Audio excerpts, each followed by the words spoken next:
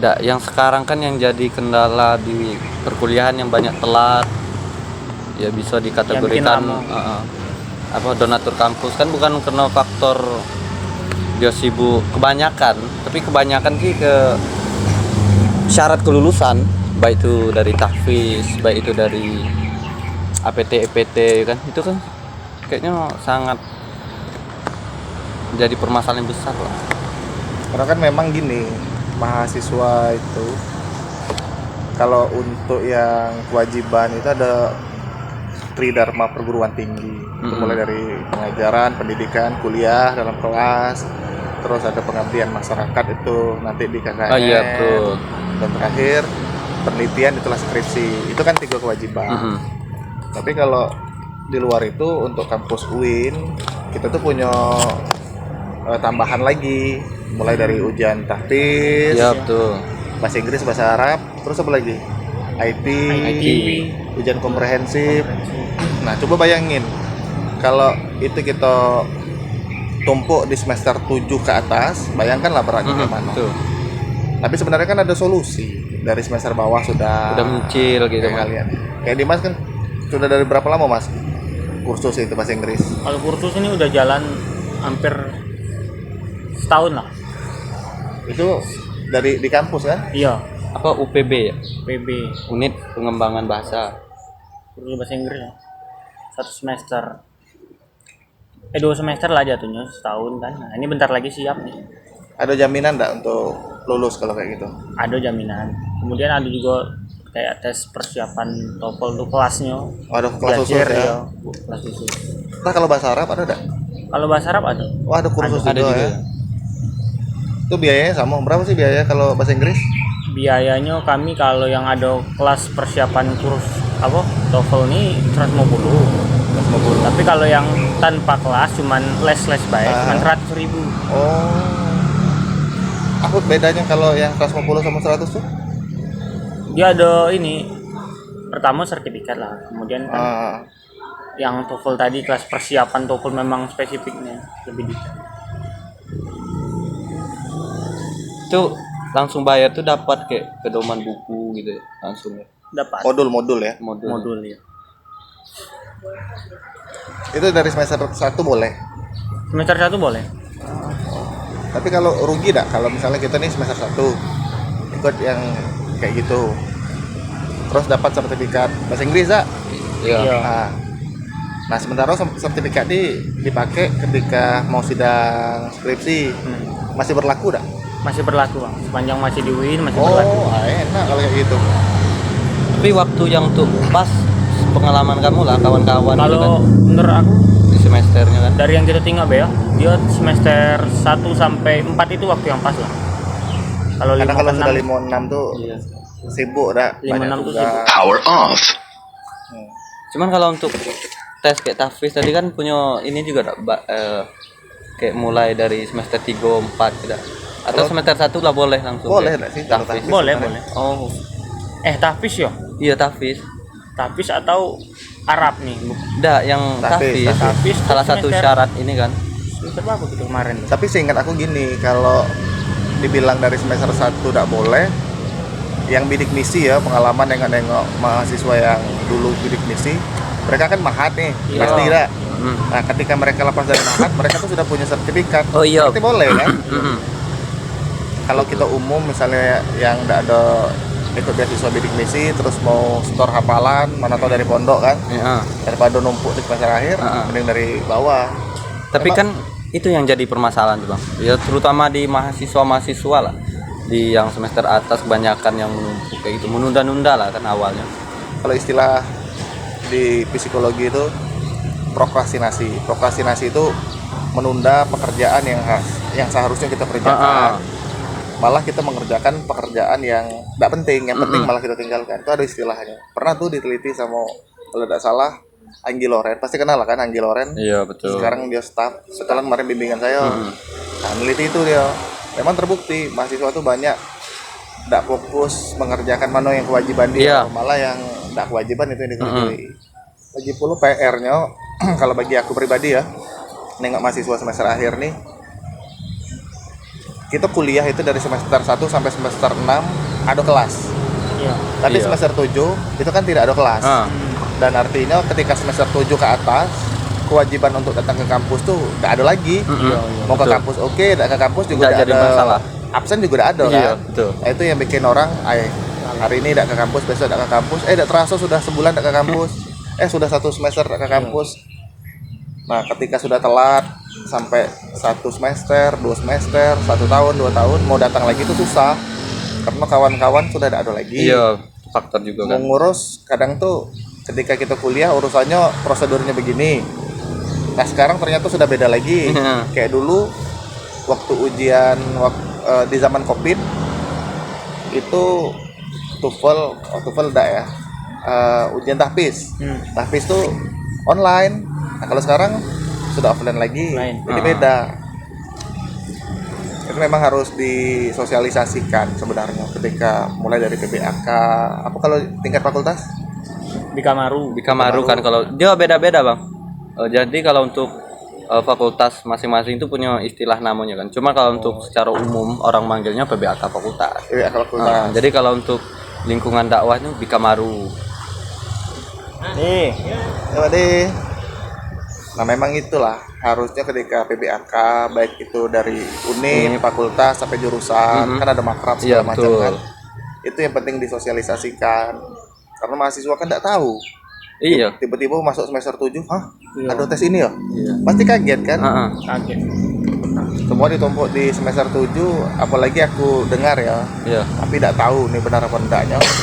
Ketika kita ujian bahasa Inggris, bahasa Arab, IT, tahfiz gratis ya sebenarnya kan. Iya. Tapi kalau sudah gagal 1 kali mau tes lagi itu ada berbayar. Kalau tidak salah aku dengar-dengar 35 sampai 50 1 kali ujian kalau bahasa Inggris atau bahasa Arab. Tapi saya tidak tahu ya. IT juga tidak tahu berapa nominalnya. Dan itu kalau tidak lulus ada kelas pengampunan, Pengampunan. sekitar 300.000. Bisa nyampe 500.000 tadi. Ini total ya kan untuk satu sertifikat yang diambil. betul. Kemudian pertanyaan yang mungkin muncul tuh, kok ada syarat yang kayak gini? Sebenarnya itulah kalau aku pribadi nilainya, karena aku dari kampus umum ya, Iya. bukan dari UIN. Malah UIN ini mau menciptakan alumni yang serba bisa. Iya. Bahasa Arab bisa, bahasa Inggris bisa, komputer bisa. Tapi mungkin kaitannya karena juz 30 ya. Heeh. Ketika jadi imam banyak ayat yang betul. jadi referensi. Jadi keren sebenarnya kalau diikuti. Cuman ya kadang mahasiswa nih beranggapan karena itu ditumpuk di ujung, merasa dibebankan, mahasiswa diberatkan. Iya. Ya kalau dari awal sudah oke, rasanya aman, nggak jadi masalah. Dan itu yang kayaknya kan statement atau mindset orang-orang di luar yang taunya itu win yang berbasis kampus Islam apalagi negeri kan biasanya ya bisa masalah kayak ilmu kampung lah, baik itu dari khutbah, Iya, doa iya, dan sebagainya. Makanya program dari WIN ini juga sangat menarik kan untuk menjamin alumni-alumni ke depan. Kan biasanya kan juga pas di masa-masa KKN itu kan biasanya kan dicari, wah ini anak KKN dari WIN, makanya diisi. Kalau sepengalaman aku kan kebetulan selain jadi dosen ngajar, aku juga lama di LP2M. Di LP2M ngurus anak KKN itu dari 2017 lah sampai 2021. Dan memang fenomena yang terjadi ketika ada mahasiswa UIN datang ke desa, orang tidak peduli kamu dari jurusan jurnalistik, Iya, betul. komunikasi, mindset orang sudah, oh ini anak UIN, bisa jadi imam, bisa baca khutbah, bisa azan, bisa ngaji, dan perempuannya juga wah, minimal bisa baca doa nih, ada pengajian ibu-ibu, Iya, bisa nah, bikin tahlil, yasin. Nah UIN ini memang sebenarnya kalau diikuti dengan serius sesuai dengan mutu ya, transintegrasi ilmu, Iya. artinya menciptakan saintis yang bisa agama, menciptakan ulama yang paham juga dengan ilmu-ilmu umum. Itu keren sebenarnya. Tapi lagi-lagi permasalahannya kalau kita tengok sama-sama, semua ditumpuk di akhir, padahal di awal sudah bisa boleh. Iya. Jadi PR lah untuk mungkin kawan-kawan mahasiswa yang tergabung di organisasi kayak DEMA mungkin kan. Ya. Untuk itulah yang kita sosialisasikan biar mahasiswa nih, oh ternyata banyak nih beban yang harus sebenarnya bukan banyak, ada beban yang harus dikerjakan, jadi banyak kalau ditumpuk. Betul. Kalau dari awal, insya Allah lah ada beberapa niat. Meringankan beban. Ringan. Boleh lah di survei ditanya mahasiswa semester atas itu. Aku kemarin baru ketemu anak Usuluddin tuh. Sudah selesai syarat-syarat, belum satu pun Pak katanya. Wow, Baik. bilang. Itulah alehannya itu. Dari waktu sudah juga bisa ditebak kan, karena memang bisa memperlambat juga lah. Intinya dari kita lah. Kadang ya mahasiswa ini banyak karakter ya. Ada yang update, ada yang bisa sosialisasi, Betul. bersosialnya bagus. Itu mungkin dapat informasi. Tapi kalau tipe-tipe yang susah sosialisasi, informasi tidak dapat.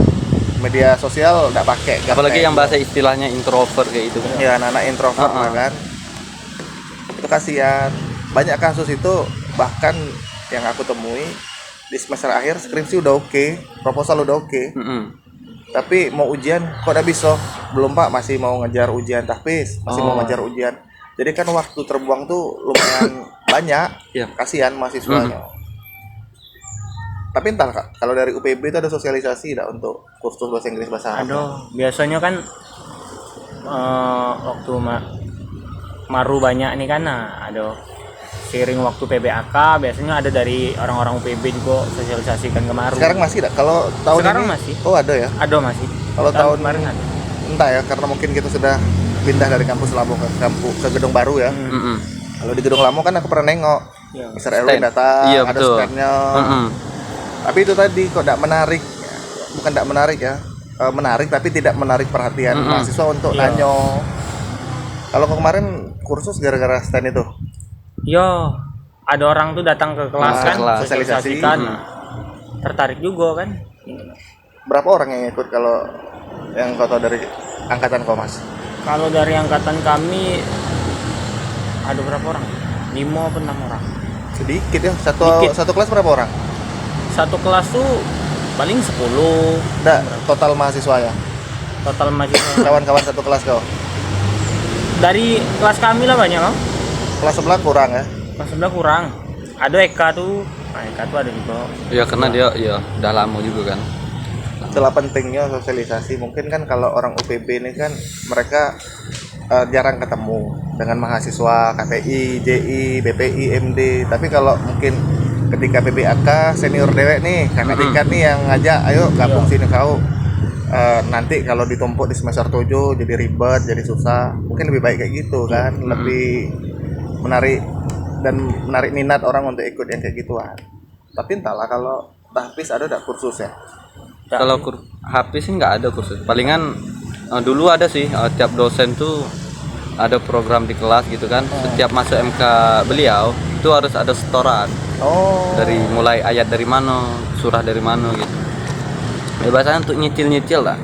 Tapi memang kan kalau untuk tahfiz kan ada surat rekomendasi dari dosen PA ya. Iya betul. Jadi biasanya sebelum kita ikut ujian tuh kan kita setor dulu ke dosen PA kan.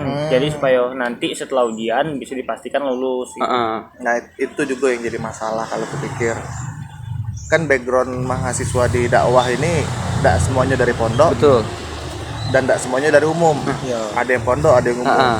Mungkin bisa lah dibikin sama fakultas. Di ini ya, disortir mana yang dari pondok, di kelas ini berapa orang. Nah, dikasih tugas untuk membimbing kawan-kawan yang non pondok lah kita bilang ya. Kan banyak budak yang anak-anak nih yang butuh kayu nih, enggak tahu, enggak ngerti ini apa. Jangankan sabihis, kulfu, mungkin dia atau belit kan. Nah, itulah bahasa kasarnya.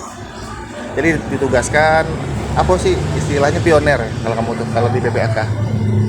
Oh iya betul. Nah, jadi volunteer kan. Nah, Iya yang ngajarkan ngarahkannya kan. Jadi di setiap kelas tuh dicarilah volunteernya untuk mengajarkan hafalan.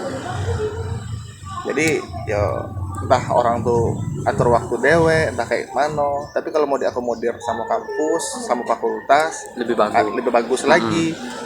Cuman mungkin faktor malu juga sih. Iya. Wih gile, aku minder, aku ngaji beda lurus nih. Lagi gabung sama-sama dengan anak prodi lain, ditengok, tidak bisa ngaji. Iya nih. juga betul juga. Iya, Mending satu kelas bae. Nah, Iya. jadi mau belajar tuh enak dengan kawan dewe, bercanda-bercanda juga enak kan.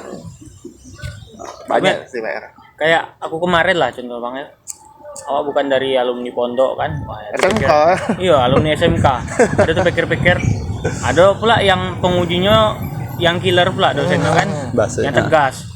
Jadi anak pondok masih di patah-patahkan Dia kan, hantam lah kamu bahasanya. kurang ininya, apalagi kami yang bukan anak pondok kan. Nah, makanya itu juga kita masukkan lah untuk pihak kampus mungkin kan. Ini mungkin lebih mengerucut ke kawan-kawan di Mahat. Jangan pukul rata.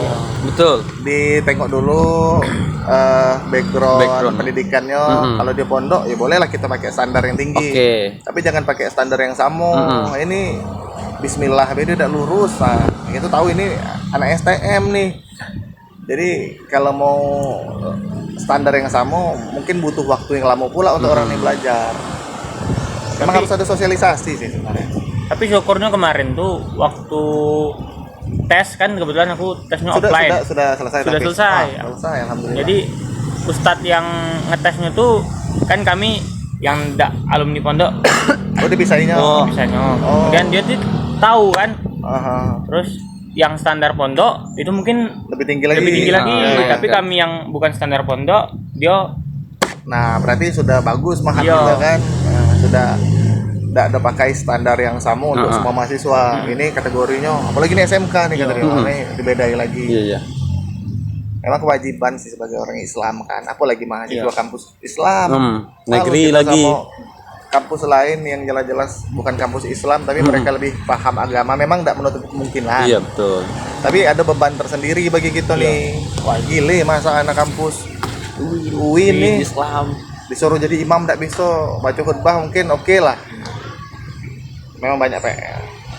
Jadi kesimpulannya di semester akhir itu sebenarnya berat, tapi kalau dicicil dari semester bawah diselesaikan satu-satu, ya paling di semester akhir tuh tinggal mikir KKN lagi, PPL, habis itu skripsi, cuma tiga inilah.